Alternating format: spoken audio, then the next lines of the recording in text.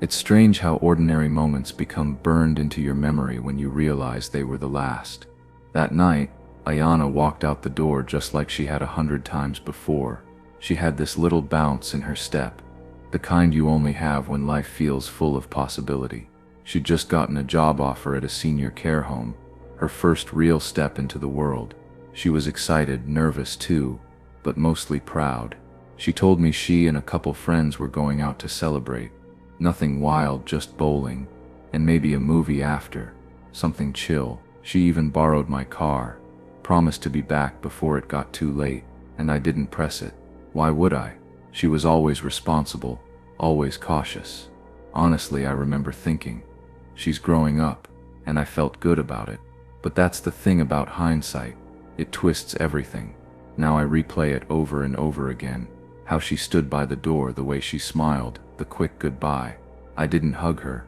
I didn't ask where exactly they were going. I just watched her leave. That's what sticks with me. I watched her leave, not knowing that moment would become a border, everything before and everything after. And sometimes I wonder if I had asked more questions, if I had insisted on knowing the details, would any of this be different?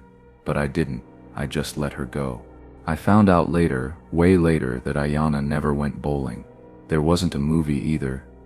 Instead, just after 1 a.m., she and her friends walked into the Wyndham Garden Hotel over in Crestwood. There's security footage of them slipping in through the side entrance like they were trying not to be seen. I didn't even know that place existed until all this happened. And I keep going back to that moment. The moment I realized she lied to me. I don't even say that in anger. It's not the kind of lie that makes you yell. It's the kind that just sinks into you and stays there. Why didn't she just tell me the truth? Did she think I'd freak out if she said it was a hotel party? Did she think I wouldn't let her go? Maybe she didn't think it was a big deal at all. She was 17, almost 18, and probably felt like she was in control of her choices. But now, I think about how small decisions spiral into bigger ones. I think about how a little detour from the truth can turn into something you can never take back. If she had told me the truth, just a simple, "We're going to a party," would I have stopped her? Would I have offered to drop her off instead? I'll never know. But I do know that hotel, the one she was never supposed to be at, is where everything started to go wrong. The first time I saw the clips, they didn't hit me right away. You know how it is, Snapchat stories, Instagram posts, just fragments of a night, half lit, half staged. But when I went back and watched them again, really watched them, that's when it started to feel wrong. Ayana was there, barely in the frame. Her friends were louder, flashing peace signs, turning the camera on themselves. But behind the forced smiles and party filters, something felt off. Their eyes didn't match their expressions. It was like they were trying too hard to look like they were having fun. Later on, one of her friends mentioned the guys at the party were being extra, whatever that meant. Said they were aggressive, hovering too close, saying things they didn't want to hear. And sure, they laughed it off online, made it seem like just another awkward moment at a party. But I've watched enough of those videos to see what doesn't get said out loud. Ayana wasn't the kind of girl to blend into the background, but in these clips, she was quieter, hanging back, arms crossed, uncomfortable, like she didn't want to be there anymore. And I keep asking myself, was she already scared? Did something happen before she disappeared that made her shut down? Did she try to leave and feel like she couldn't? I don't know. All I know is something about that night wasn't right. And the more I look at those videos, the more I see it. It was just after 3 a.m. when things started to unravel. That's what her friends said, anyway. They were ready to leave, or at least thinking about it. But Ayana realized she'd left her phone and keys upstairs in the room. Now they told me she was really out of it by then. Couldn't walk straight, slurring her words, barely able to keep her balance. And yet, they left her alone in the lobby of a hotel none of them had ever been to before. I've tried to understand it, tried to be fair, to tell myself maybe they didn't think it through. Maybe they thought they'd only be gone a few minutes. But she couldn't even stand, and they knew that. That part keeps spinning in my head. They say she leaned against a wall while they took the elevator back up, that she mumbled something like, "I'll wait here." But the part they can't explain, the part no one can explain, is why she was just gone when they came back. She didn't have her phone, no keys, no way to leave, and yet, in the time it took them to go up and come back down, she vanished. Was she trying to follow them? Did she get turned around? Did someone see her alone and take advantage? There's no answer, just this empty space where my daughter used to be, and a hallway where no one saw anything. The call came out of nowhere. It was one of her friends, sounding frantic, asking if Ayana had come home by herself. My heart dropped immediately. I told them no, she hadn't. There was this pause, like they didn't know what to say next. A few minutes later, they pulled up outside, and I got in the car. None of us said much. We just drove back to the hotel. But even in that silence, something felt wrong. When we got there, I finally had a good look at them. They were visibly shaken, yes, but it wasn't just panic. It was something else, like they were hiding something, or not telling the whole truth. Their stories started to blur together the more I asked. One said Ayana stayed in the lobby. Another said she might have gone outside. Then they corrected themselves. Their words tripped over each other, like they were rushing to stay consistent. And then I caught the smell. Alcohol. Not strong, but enough. Enough to know they hadn't just been around it. They'd been drinking. Maybe more than drinking. I didn't accuse them of anything. What would I even accuse them of? But inside I knew something didn't line up. You can feel it when people are holding back. You can feel it when they're scared of what you might figure out. And that's when the pit formed in my stomach. Because if they weren't telling me everything, how was I supposed to find Ayana? The moment I stepped into that hotel lobby, I felt like I had entered some kind of limbo. Time was passing, but nothing was moving. I went straight to the front desk, asked them to pull up the cameras to check where Ayana might have gone. They gave me this rehearsed answer about protocol, said only the police could view the footage. I begged them to just look, even if I couldn't. Just look, but they wouldn't. So I called the police myself. I explained everything. She was missing, she was drunk, she didn't have her phone, her keys, nothing. I thought that would be enough to sound the alarm. But it wasn't. They told me not to worry yet, that she was probably just passed out in a room somewhere, or maybe with someone she knew, like it was normal. Like that made any sense at all. But I knew my daughter. She wasn't reckless. She didn't go off with strangers. She wouldn't just vanish. And even if she had done something out of character, that's the point. It wasn't like her. Isn't that when people should listen? But no one did. Not the hotel. Not the police. Hours passed while I sat there, pacing the floors, checking stairwells, pushing on doors that were probably never meant to be opened. And I keep thinking, if someone had just looked at those tapes right then, if anyone had acted like this mattered, maybe we wouldn't be here now. It wasn't until the next day, after all that waiting, all that pleading, that someone finally decided to actually review the security footage. Not some hotel clerk. A police officer. I don't even know if it was part of the official search yet, or just someone doing what should have been done from the beginning. And there she was. Ayana. The footage was hard to watch. Not because of anything violent, just the way she moved. Unsteady, slow, like her legs didn't know how to follow her body. She wasn't just drunk. She looked lost. Really lost.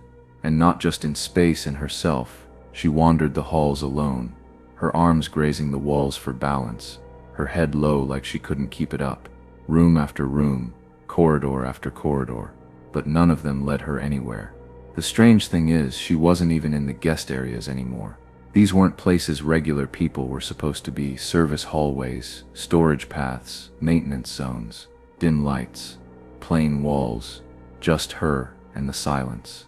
I can't explain the feeling I got watching that footage. It wasn't just fear, it was helplessness, because there she was, walking straight into the unknown, and no one saw her. No one stopped her. Not a single person asked what a teenage girl was doing wandering through staff-only spaces at 4 in the morning. She didn't belong there, and it's clear even through the grainy camera feed that she didn't know where she was going. I remember staring at the screen, hoping for answers, anything that could explain what happened to Ayana. And for a while it felt like we were finally getting somewhere. Frame by frame, I watched her shuffle through those narrow hallways. I was tracing her steps, even if I couldn't reach her. But then the footage stopped. Just like that. Right before she would have reached the service kitchen area where the freezer was, there's this strange cut. 1 second she's on camera. The next, nothing. A black gap. 12 full minutes. Gone. I asked about it. Of course I did. They told me something vague. Technical error, footage corrupted, system malfunction. But that doesn't sit right with me. There was no glitch warning, no frozen screen, just a clean break in time. And the worst part is what fills that silence in my head. 12 minutes. That's enough time for someone to catch up to her, to confront her, to lead her somewhere. Or maybe she collapsed. Maybe she cried out. Maybe she realized she was in trouble and no one came. I don't know. I'll never know. It's not just about what might have happened in those missing minutes. It's about the fact that I'll never be able to see them.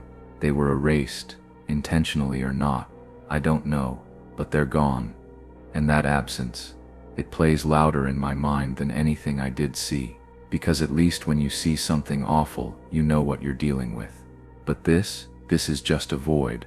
They found her the next day, in an old walk-in freezer tucked behind the service kitchen. Somewhere guests were never supposed to be, somewhere no one ever had reason to go. The kind of place you wouldn't find unless you were either meant to be there or completely lost. That freezer hadn't even been in use. Not stocked, no reason for it to be unlocked. And yet, that's where Ayana was, alone. They ruled it hypothermia. Said she wandered in, the door closed behind her, and the cold did the rest. Clean and clinical. Just one tragic accident. But even as I sat holding that report in my hands, none of it made sense. The toxicology showed alcohol enough to impair her, sure, but also a drug she'd never been prescribed. Something that could have made her drowsy, confused. I looked it up. It can mess with your balance, your memory. Combine that with alcohol, and it's a recipe for helplessness. I keep asking myself how it all lined up so perfectly for disaster. How did she even find that kitchen? Why wasn't the door locked? Why didn't anyone check the area sooner when they knew she was missing? And how does someone disappear inside a building full of cameras and staff and no one sees a thing? I've read the reports front to back. I've stared at the screenshots. And still, I don't know how my daughter ended up inside that freezer. What haunts me most is that maybe I never will. Even now, months later, there are still pieces scattered across my mind. Sharp little facts that never quite lock into place. I found out the party that night wasn't even booked under anyone's real name. Fake ID, stolen credit cards. It was all sketchy from the start. There were reports, actual reports, about noise complaints from other guests, loud music, arguments, smells of weed drifting into the halls. Some even said they saw people stumbling around, clearly drunk, maybe worse. And still, the hotel did nothing. Not one knock on the door. Not one call to break it up. Why? That question eats at me. Were they trying to avoid drama? Scared of liability? Or did they just not care? I don't know which answer is worse. All I know is that the official line is that Ayana's death was an accident. Just bad luck. Wrong place, wrong time. But that doesn't explain the missing footage. It doesn't explain the medication in her system. It doesn't explain the unlocked freezer or the complete failure to intervene when the signs were all there. I've gone over it in my head so many times, trying to put it in order, make it make sense. But the more I try, the more the timeline bends and folds in on itself. Nothing fits. Nothing holds. People ask if I have closure. I don't even know what that means anymore. I think all I have is this gnawing open-ended question I can't stop asking. What really happened to my daughter? I've replayed that day more times than I can count. It was supposed to be a simple weekend trip. Get out of the house, clear our heads, nothing fancy. We'd been on the road maybe 3 hours, just passing through those back stretches where everything feels like it's leaning toward nowhere, when we pulled into Timber Crossing for gas. Just a pit stop, but hunger got the better of us. So we kept rolling a little further until we saw this diner, Sierra Café, tucked right on the edge of Maple Hill. Funny the things you remember.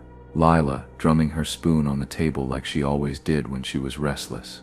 Joanna trying to get ketchup out of the bottle without shaking it. Mom brushing crumbs off the vinyl seat like it mattered. Everything felt normal. But that's the part that gnaws at me now. It was too normal, too quiet. We left around 6. I remember checking the clock above the counter. And here's the thing, Dad hated driving after dark. Always said it made him feel half blind.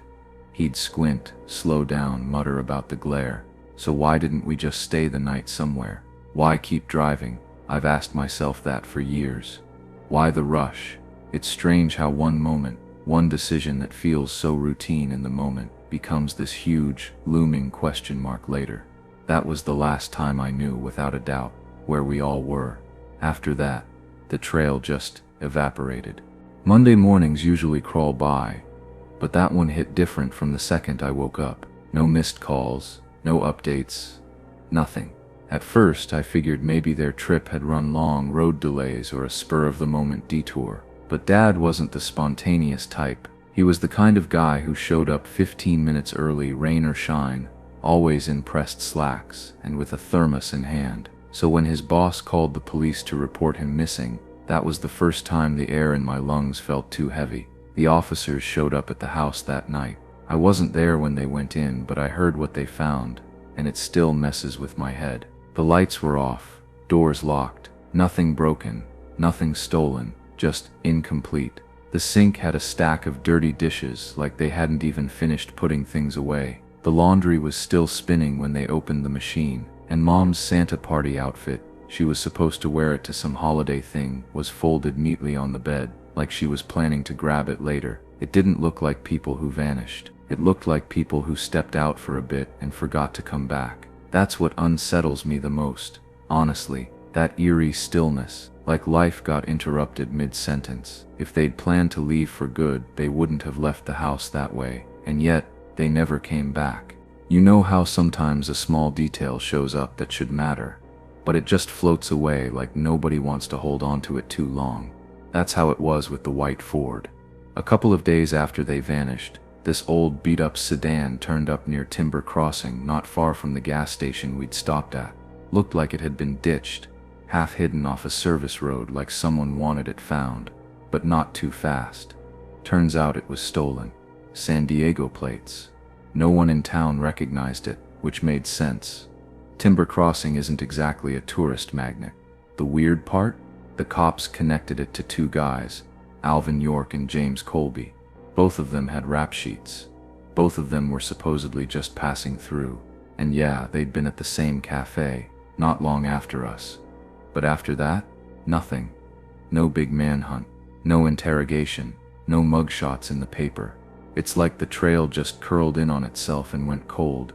The police said they couldn't connect them with certainty, whatever that means. But shouldn't something have been done? 2 felons show up at the last known location of a missing family, and we just move on. I can't help but think about that car where it was found, how quiet everyone got once it was traced. Maybe it was nothing, maybe it was everything. Either way, it's one of those details that never got the weight it deserved. And that silence? That still lingers. It wasn't immediate. Weeks had gone by. People were losing interest, moving on. Like the whole thing had been a strange blip in a long winter. But then someone, maybe a hunter or one of the volunteers, I'm not even sure anymore, found the tire tracks. They were up on a bluff overlooking the Rainsley River, a stretch that doesn't have any marked road, just soft, unstable ground and brush. But the soil there, it holds things, and the impressions, deep, wide, unmistakable, led straight off the edge, right off, like something heavy had gone over.